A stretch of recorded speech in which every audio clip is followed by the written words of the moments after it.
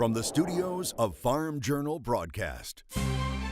Drought and lackluster prices eat into the economic outlook for rural America. Plus, coming up today on Ag Day, we'll tell you how to prepare to thrive during these tough economic times from tomorrow's Top Producer Seminar. In agribusiness, can soybeans run?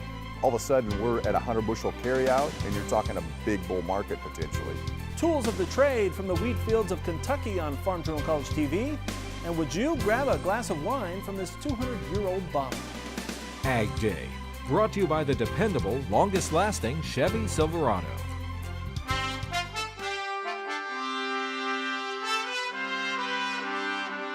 Good morning, I'm Clinton Griffiths. Drought and stagnant farm prices are not helping the rural economy. The latest Rural Main Street Index saw its largest one-month decline in almost 9 years, the largest since the Great Recession of 2008. The July survey of rural bankers from Creighton University says after a couple of months of positive movement, confidence in rural America is plummeting.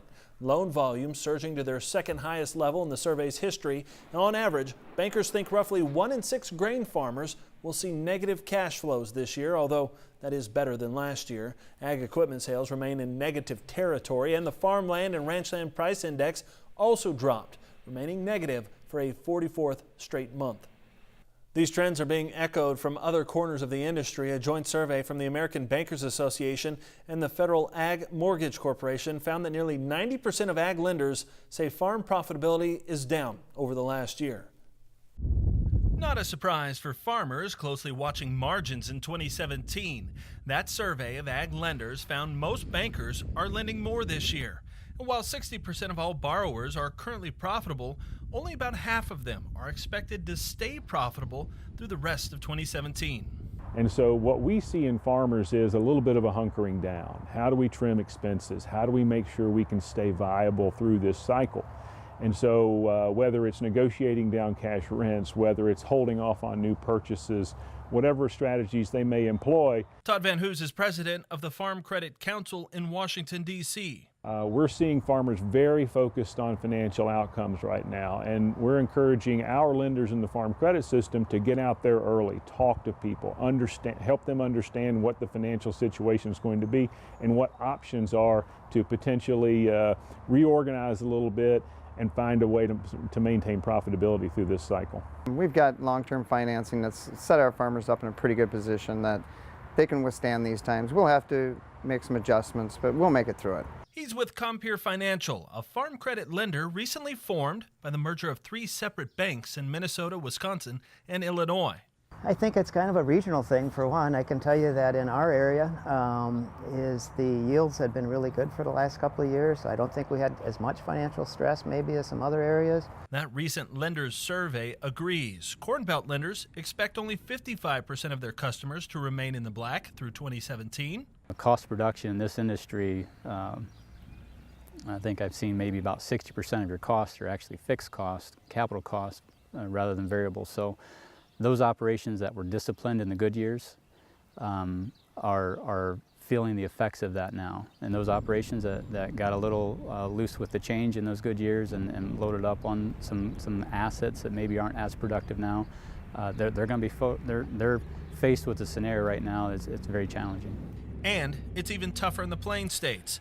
Lenders in those locations now think less than half of customers will stay profitable through the year. However, an 80s-style farm crisis, they say not yet. And so we've seen our loan volumes rise a little bit as net income for farmers has come down, but still we think we're in a pretty good position. We've got, I would say, a lot better management in place than were in place in the 80s. We've got a lot stronger capital base. We're prepared to weather this storm and support our customers. Compeer Financial says part of the reason behind their merger is portfolio diversification. They believe having many different types of producers should create stability for the business. Tyne Morgan's at tomorrow's Top Producer Conference in Nashville this week. She caught up with an economist for a conversation about staying profitable in these tough times. Tyne?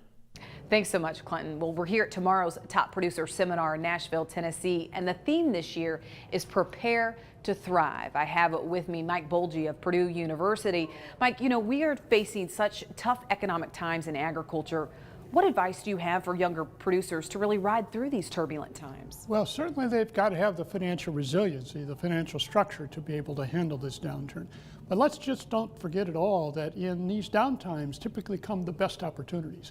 So a lot of times what we find is the opportunities to expand your business, to grow, to get resources at a better cost than you might have otherwise, to buy machinery at a different price, to lease assets, et cetera, at better prices, are better now than they might have been 2 or 3 years ago. So look for the opportunities. That's what we're really suggesting. Look for the opportunities.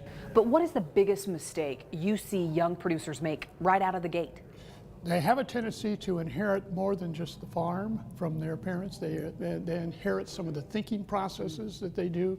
They don't realize that today's farmers need to think as businessmen rather than operations focused. They need to be focused on strategy and on thinking like a CEO. But even though we're going through some tough economic times right now, you're still bullish long-term on agriculture. Absolutely. This is a growth industry, and the reason it's a growth industry is because we have growing incomes in the rest of the world that want and need our stuff and have the ability to pay for it. And that ability to pay is the big deal. Yeah, thank you so much. We appreciate it. Reporting from tomorrow's Top Producer Seminar, I'm Tyne Morgan for Ag Day. Some of the respondents to the Rural Main Street Index pointed to drought in the northern plains as a factor to the bleak outlook, and those conditions aren't improving. On this week's Drought Monitor, the reappearance of the worst level of drought for the first time in 6 months anywhere in the continental United States. D4 or exceptional drought showing up in North Dakota and Montana. You would have to go back more than a decade to find D4 in either state. Now, we're still drought-free east of the Mississippi, but as the yellow highlights show, the abnormal dryness in Illinois has expanded past 40% compared to 16% just last week. Now to policy news. The White House rolling out fresh USDA nominations. Indiana Agriculture Director Ted McKinney picked to be Undersecretary for Trade and Foreign Agricultural Affairs. Sam Clovis named Undersecretary for Research, Education, and Economics. Both names previously mentioned as likely for those positions.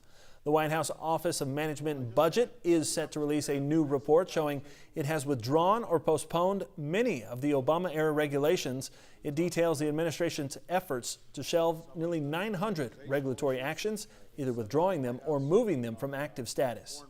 And the House Appropriations Committee adopting an amendment to the fiscal 2018 Homeland Security spending bill that would help dairy producers and other farmers with year-round labor.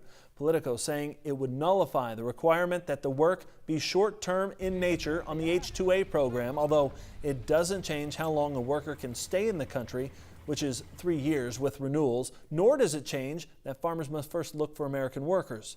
National Milk Producers Federation President Jim Mulhern says the amendment recognizes the industry's need to a new approach in getting dairy farms the labor they need.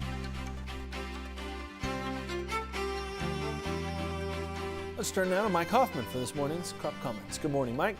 Good morning to you, Clinton. Bradley Salas in Ganado, Texas, sending us a picture of grain sorghum harvest. He says the yield is good, but not excellent. This is normal harvest time for him since he's located near the Gulf. Weather's been inconsistent with lots of showers popping up, all but missing him mainly. USDA says 74% of the sorghum crop is heading in Texas. That's 5 points ahead of the 5-year average. The next photo comes from Ron Haas from East Central Illinois. He says soybeans in his area are turning their leaves to preserve moisture during the heat. He says the soil is dry as well. USDA says 67% of the Illinois soybean crop is rated good to excellent. And taking a look at the drought monitor, you can see the very dry conditions continue in the far northern plains. We'll take a closer look at this and have your forecast coming up. But first, here are some hometown temps. Ever wake up wondering what does today's weather have in store? Well, with weather updates, it delivers the local forecast right to your cell phone each morning to make preparing for the day easier. Just text Weather 6 to 31313 to get started. All right, soybeans seeing strength once again on Thursday. Up next, we'll find out what it might take to get the bulls off and running. And a history mystery was recently discovered that you may need a corkscrew to unravel. Details as we head in the country. Get the roots your crops need by getting Radiate first. Visit lovelandproducts.com/radiate. See your CPS dealer today.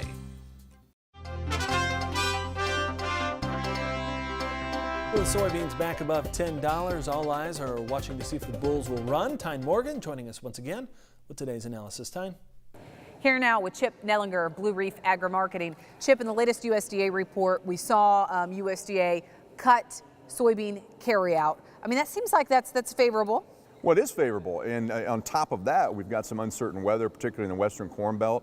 You know, the Dakotas, 12, 13, 14% of the total country's bean crop is raised in the Dakotas. Crop conditions are horrible there, you know, ongoing drought. So the point is, just 2 or 3 bushel swings or cuts in yield from this point going forward in beans, with old crop carryout being cut and demand being record large, can have dramatic effects on the carryout. You could see with a 3 or 4 bushel decrease, which isn't a horrible crop, 43, 44 bushel crop, all of a sudden we're at 100 bushel carryout, and you're talking a big bull market potentially. Yeah, I mean, when do you think that USDA could start adjusting yield? Like, when do you expect that to happen? Well, on corn, it could be as early as August. Beans, typically it takes a little bit longer. We need to kind of know how July weather is going to finish out, and August is so critically important for beans. So probably not till the October crop report at the earliest. It might take till January to kind of shake out and figure out what our crop size was. So let's say, though, that we see, you know, carryout continue to be cut. We see them reduce yields. Do you think that puts us in a bull market? Absolutely, and you could argue that we potentially already are. You know, we've just rallied beans $1.30, $1.40 off the lows in 10 or 11 trading sessions. Absolutely, the funds have a lot of room to add to their long position. They're just getting out of shorts. They'd have a huge amount of ammunition to buy this market if they want to get long in a shrinking yield environment. I hate to put targets out there, but you could easily see 11 plus, maybe challenge $12 if yields are shrinking and the market's fearful of that. All right, thanks, Chip. Chip Nellinger, Blue Reef Agri-Marketing. Stay with us. We'll be back with more Ag Day in just a moment. Farming has changed. Markets are riskier than ever. For customized, focused commodity marketing, contact Chip Nellinger or Adam Dreyer at 309-550-7213.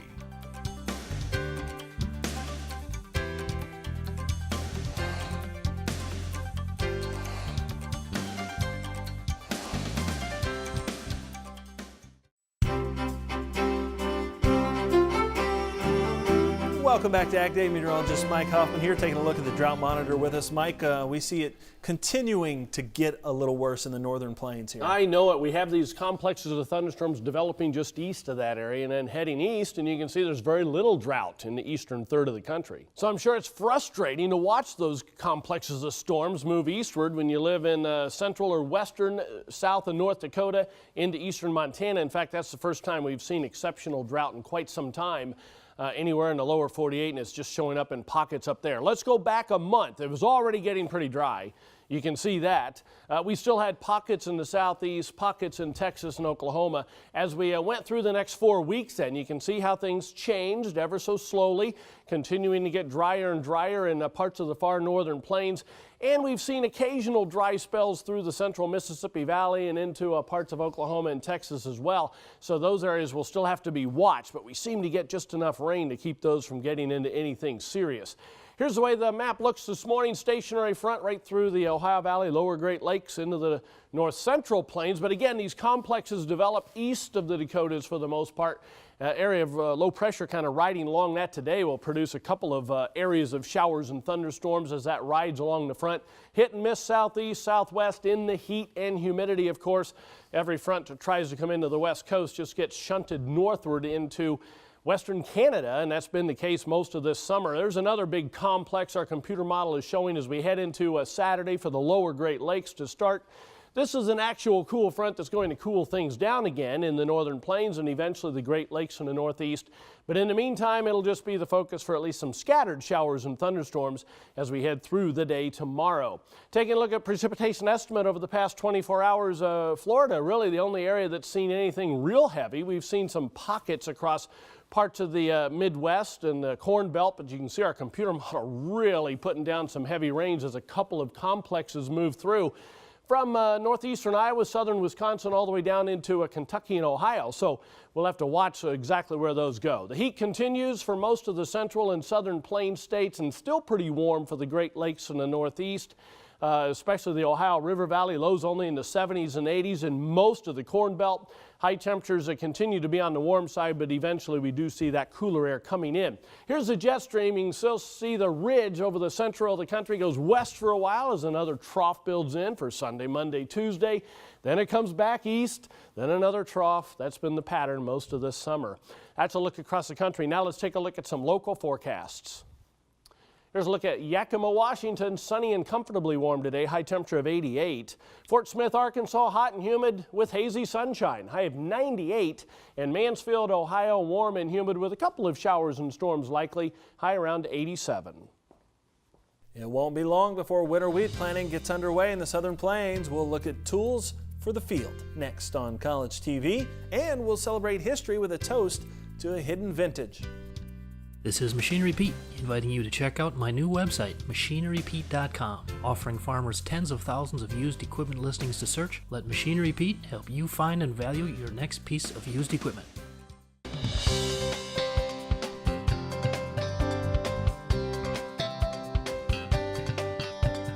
There are plenty of tools at a grower's disposal these days. This morning, wheat agronomist Phil Needham takes us to a wheat field for a look at a few he finds rather useful on the farm. Wheat agronomist Phil Needham joining us now. Phil, we know commodity prices have been down lately, so it's also important that we figure out a way that we can utilize our resources the most effectively that we can, and there's some tools that can help us do that. That's right. So one of the tools that I like, there's others out there, but one of the tools I like to use to help you use fertilizer inputs more judiciously, especially nitrogen, this is a handheld green seeker. Okay. There's other sensors on the market. You can buy these to fit on sprayers now, so it's doing the same optical sensing operation as the sprayer moves up and down the field, sensing the crop and adjusting N rates up and down according to plant health, color of the crop, etc. Okay. But this is just a simple handheld version. We're just using it today for demonstration purposes. We wouldn't be making any recommendations or rate adjustments at this later stage. But earlier in the season, we absolutely do, and we've had good success using optical crop sensing systems. So basically all we're doing, again, we do this earlier on in the season when the crop is obviously a lot smaller. We generally do it around the jointing stage, week 6. Okay. When the wheat is 10, 12 inches tall for the most part. So we're basically running the sensor across the field, and as long as you keep the trigger depressed, it gives you an average of all the sense readings. And when you let off the trigger, it gives you an average of the readings for the time period that the trigger was depressed. Okay. So what we'll do in a field like this, again at week 6, we'd walk across the field in different regions, walk 40, 50, 80 feet maybe, get an average of the results, and we'd start comparing lower regions maybe to higher regions, different productivity regions. And a lot of universities, not all, have now got algorithms to correlate the readings that you've got on the green seeker.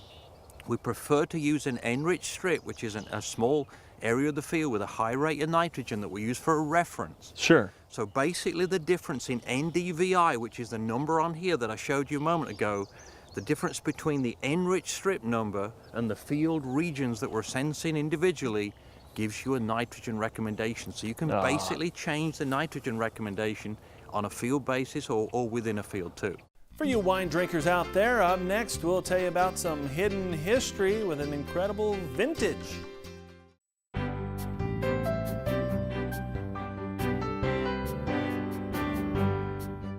In the Country, sponsored by Kubota. See the hardest working tractors in ag at Kubota.com or visit your local Kubota dealer today.